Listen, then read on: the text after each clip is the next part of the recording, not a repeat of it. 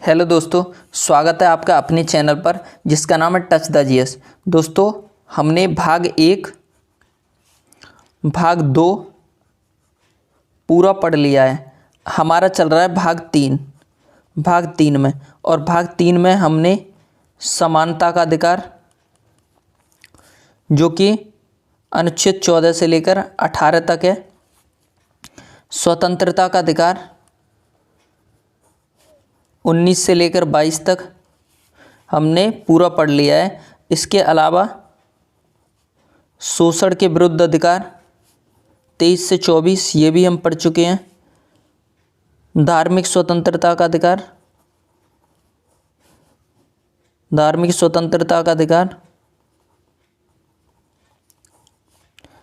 25 से लेकर 28 तक ये भी हम पढ़ चुके हैं। आगे हम पढ़ेंगे संस्कृति एवं शिक्षा संबंधी अधिकार।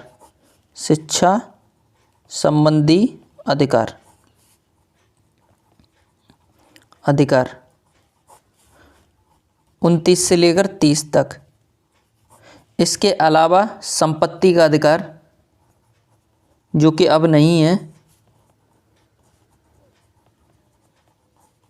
संपत्ति का अधिकार, इसमें एक ही आर्टिकल था 31, इसको भी हम पढ़ेंगे ये क्या था।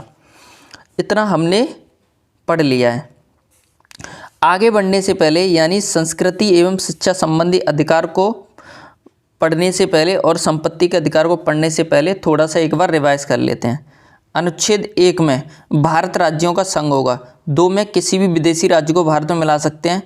3 में नाम में और सीमाओं में परिवर्तन कर सकते हैं। 4 में 2 और 3 में किया गया संशोधन आर्टिकल 368 के बाहर रखा जाता है और अनुसूची 1 में और 4 में भी परिवर्तन करना पड़ता है। अनुच्छेद 5 में संविधान के प्रारंभ में नागरिकता। 6 में वैसे व्यक्ति जो पाकिस्तान से इंडिया आना चाहते हैं आ सकते हैं, उनको भी नागरिकता दी जाएगी। 7 में वैसे व्यक्ति जो इंडिया से पाकिस्तान चले गए लेकिन लौट कर आएंगे तो उनको भी नागरिकता देंगे। अनुच्छेद 8 में विदेश घूमने पर नागरिकता खत्म नहीं होती है। अनुच्छेद 9 में आपने अपनी इच्छा से विदेशी नागरिकता स्वीकार कर ली तो भारत की खत्म हो जाएगी। 10 में जब तक आपकी नागरिकता बनी रहेगी जब तक कि आप कोई देश विरोधी काम नहीं करते। 11 में नागरिकता के संबंध में संसद कानून बनाती है। 12 में राज्य की परिभाषा है। 13 में अल्पीकरण है। 14 में कानून के सामने सब बराबर होंगे। 15 में धर्म, जाति, वंश, लिंग, जन्म स्थान के आधार पर कोई भेदभाव नहीं किया जाएगा। 16 में नौकरी में समानता। 17 में अस्पृश्यता का अंतर। 18 में उपाधियों का अंतर। 19 में 6 प्रकार की स्वतंत्रता दी गई है। पहले 7 प्रकार की थी, अब 6 प्रकार की है। 19 के 1 में बोलने की स्वतंत्रता, 2 में सभा करने की, 3 में संगठन बनाने की, 4 में चारों ओर घूमने की, 5 में बसने की, 6 में संपत्ति का अधिकार खत्म कर दिया गया और 7 में व्यवसाय करने की स्वतंत्रता इसमें दी गई है। 20 में दोष सिद्धि के संबंध में संरक्षण, एक गलती की एक सजा, सजा उस समय के कानून के आधार पर और खुद के विरुद्ध गवाही देने के लिए मजबूर नहीं कर सकते हैं और आपको जब तक दोषी नहीं बनाया जाएगा जब तक आपको अदालत दोषी करार नहीं दे देती है। 21 में प्राण एवं दैहिक स्वतंत्रता। प्राण एवं दैहिक स्वतंत्रता के अंतर्गत आपके स्वास्थ्य का ध्यान सरकार रखती है। आपको स्वच्छ पानी पीने का अधिकार है और आप खुद आत्महत्या नहीं कर सकते हैं। 21 का इसमें 6 से 14 वर्ष तक के बच्चों के लिए निःशुल्क शिक्षा का प्रावधान किया गया। 86वें संविधान संशोधन के द्वारा 2002 में इसको जोड़ा गया था। अनुच्छेद 22 में गिरफ्तारी से संरक्षण है। आपको पुलिस वारंट दिखाती है, 24 घंटे के अंदर न्यायालय में पेश करती है और वकील करने का आपको अधिकार होता है। और इसी में मैंने निवारक निरोध अधिनियम के बारे में बताया था। निवारक निरोध अधिनियम में मैंने मीसा पढ़ाया था, टाडा, पोटा और राष्ट्रीय सुरक्षा कानून आपको बता दिया है। 23 में मैंने आपको बता दिया है कि इसमें बलात्श्रम नहीं करा सकते, बेगारी नहीं करा सकते, बंधुआ मजदूरी वगैरह नहीं करा सकते हैं, तस्करी वगैरह नहीं कर सकते हैं, लेकिन राष्ट्रीय सुरक्षा के हित में ये काम कराए सकते हैं और सरकार आपको इसके लिए पैसे भी नहीं देगी तब भी आप कुछ नहीं कर सकते हैं। 24 में 14 वर्ष तक के बच्चों को खतरनाक काम पे नहीं लगा सकते हैं, खदानों में और फैक्ट्री में वगैरह में नहीं लगा सकते हैं। 25 में इसमें व्यक्तिगत धार्मिक स्वतंत्रता की बात करता है, व्यक्तिगत धार्मिक स्वतंत्रता, और इसमें अंतःकरण की बात करता है। अंतःकरण अपने अंदर ही अंदर कोई भी धर्म को मानते हो तो मानिए, कोई दिक्कत नहीं है। और इसमें हिंदू चोटी रख सकते हैं, मुसलमान दाढ़ी रख सकता है और सिख कृपाण वगैरह रख सकते हैं। 26 में सामूहिक धार्मिक स्वतंत्रता है। इसी में आप होली मना सकते हैं, दिवाली मना सकते हैं और जो मुसलमान नमाज पढ़ते हैं वो इसी के अंतर्गत आता है। 27 में धार्मिक कार्य के लिए रखे धन पर टैक्स नहीं लगता है। 28 में जो शिक्षण संस्थान सरकारी शिक्षण संस्थान जो सरकार के पैसे से चलते हैं उसमें धार्मिक शिक्षा नहीं दी जाती है। और संस्कृत जो है वो एक भाषा है, ना कि किसी धर्म की धार्मिक शिक्षा। इसी तरीके से उर्दू एक भाषा है, ना कि किसी धर्म की धार्मिक शिक्षा। और 29 में हम पढ़ेंगे आगे और 30 में हम पढ़ेंगे। यहाँ तक हमने कंप्लीट पढ़ लिया। अब बात करते हैं आगे संस्कृति एवं शिक्षा संबंधी अधिकार की। संस्कृति एवं शिक्षा संबंधी अधिकार में आर्टिकल 29 अनुच्छेद 29 क्या कहता है? अल्पसंख्यकों के हितों का संरक्षण। कैसे करेंगे अल्पसंख्यकों के हितों का संरक्षण? नंबर 1, कोई भी व्यक्ति किसी भी धर्म का है, आप किसी भी संस्थान में प्रवेश से नहीं रोक सकते हैं। किसी भी धर्म का है, किसी भी जाति का है, किसी भी भाषा का हो और किसी भी संस्कृति को वो फॉलो करता है, किसी भी कल्चर को मानता है, आप किसी संस्थान में प्रवेश से नहीं रोक सकते हैं। संस्थान में प्रवेश से नहीं रोका जाएगा, प्रवेश से नहीं रोक सकते, नहीं रोक सकते, ठीक है, नहीं रोक सकते। चाहे वो हिंदू है, मुसलमान है, किसी भी जाति से मतलब संबंधित हो, नहीं रोक सकते हैं। किसी भी भाषा को मानता हो, गुजराती, मराठी, कन्नड़, कुछ भी, आप उसको नहीं रोक सकते हैं। कोई भी संस्कृति कल्चर को फॉलो करता हो, आप उसको नहीं रोक सकते हैं।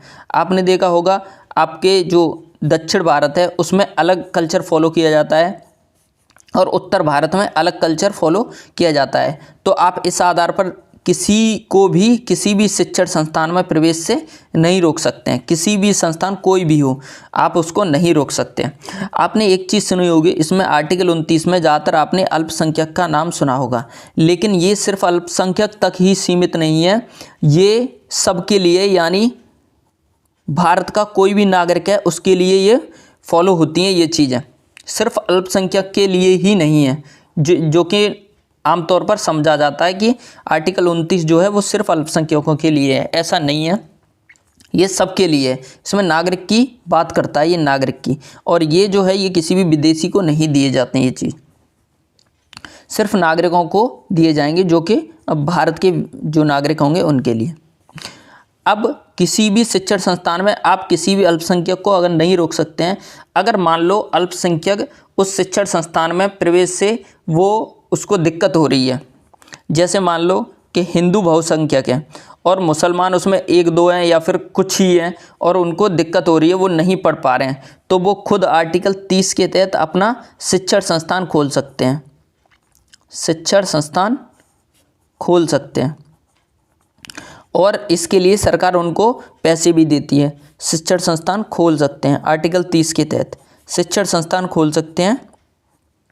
यानी कोई भी अल्पसंख्यक है और किसी भी संस्था में प्रवेश से उसको दिक्कत हो रही है, तो वो अपना खुद का शिक्षण संस्थान खोल सकता है और सरकार उसके लिए इसको पैसे भी देती है।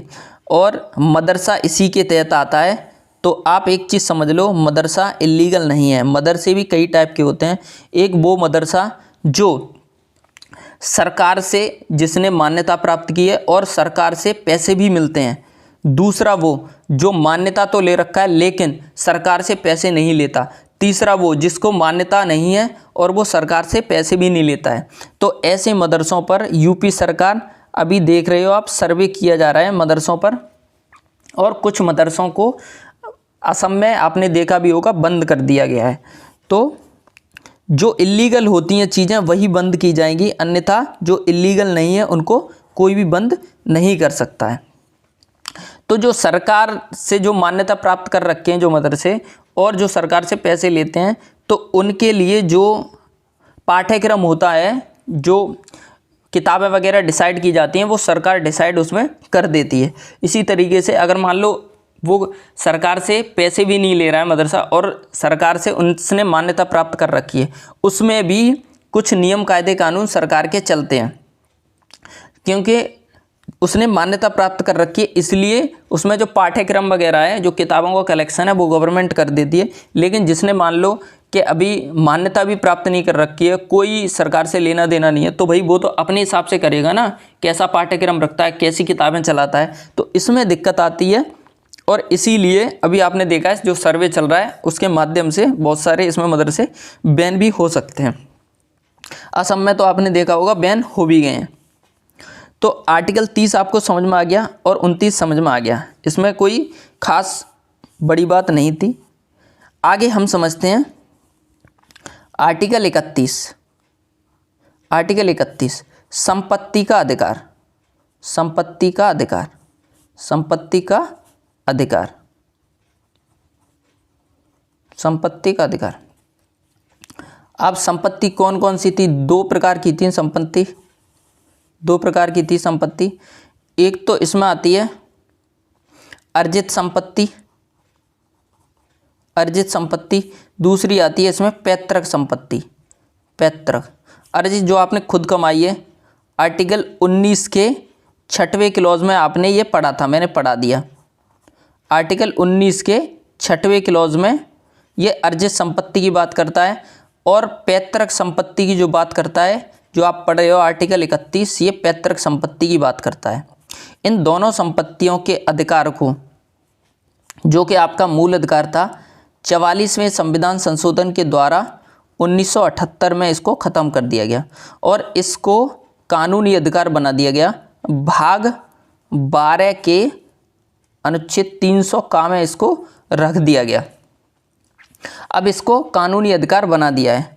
मूल अधिकार क्या होते हैं कि ना तो आपसे सरकार छीन सकती है और ना ही कोई व्यक्ति छीन सकता है, लेकिन कानूनी अधिकार जो होते हैं वो सरकार आपसे छीन सकती है, लेकिन कोई व्यक्ति नहीं छीन सकता है।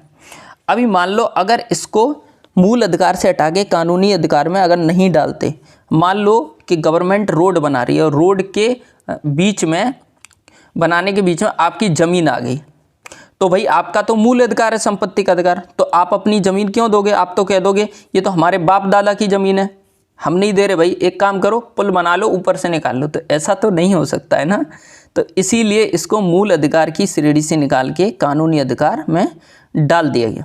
ऐसा हो भी रहा था, इसीलिए इसने गवर्नमेंट ने ऐसा किया है, और ये हुआ था मोरारजी देसाई की सरकार में। उम्मीद करता हूँ आपको इतनी बात समझ में आ गई होगी। तो हमने समानता का अधिकार पढ़ लिया, स्वतंत्रता का अधिकार पढ़ लिया, शोषण के विरुद्ध अधिकार पढ़ लिया, धार्मिक स्वतंत्रता का अधिकार पढ़ लिया, संस्कृति एवं शिक्षा संबंधी का अधिकार भी आज हमने पढ़ लिया, और संपत्ति का अधिकार भी आज हमने पढ़ लिया। अब आगे हम पढ़ेंगे आर्टिकल 32, अनुच्छेद 32। अनुच्छेद 32 संवैधानिक उपचारों का अधिकार। संवैधानिक उपचारों का अधिकार। तो मैं इसको आगे इन नेक्स्ट वीडियो में कंप्लीट कराऊंगा, क्योंकि इसमें थोड़ा सा समय लगेगा संवैधानिक उपचार के अधिकार में। उम्मीद करता हूँ यहाँ तक आपको समझ में आ गया होगा अच्छे से। अब थोड़ा सा इसको आप रिवाइज करोगे तो ये अच्छे से याद हो जाएगा, इसमें कोई बड़ी बात नहीं है, और मैं इसीलिए आपको साथ साथ में रिपीट करवाता चलता हूँ। रिपीट करने से क्या होता है कि चीज़ें हमेशा के लिए हमें याद हो जाती हैं। जब तक आप रिपीट नहीं करोगे आपको चीज़ें हमेशा के लिए याद नहीं होगी। रिपीट करने में समय कितना लगता है? जैसे आप 2 मिनट या 3 मिनट, 2-3 मिनट में पूरा रिवाइज हो जाता है। और जितने भी आर्टिकल हैं, जितने भी मैं आपको पढ़ाऊँगा, 1 से लेकर 395 के बीच में हम लोग जितने भी आर्टिकल पढ़ेंगे वो सारे के सारे आर्टिकल याद कर लेंगे, उसमें कोई बड़ी बात नहीं है। सारे के सारे अनुच्छेद मैं आपको याद करा दूंगा। आपका अगर कोई भी क्वेश्चन है तो आप कमेंट बॉक्स के माध्यम से मुझसे पूछ सकते हैं। मिलते हैं नेक्स्ट वीडियो में। जय हिंद।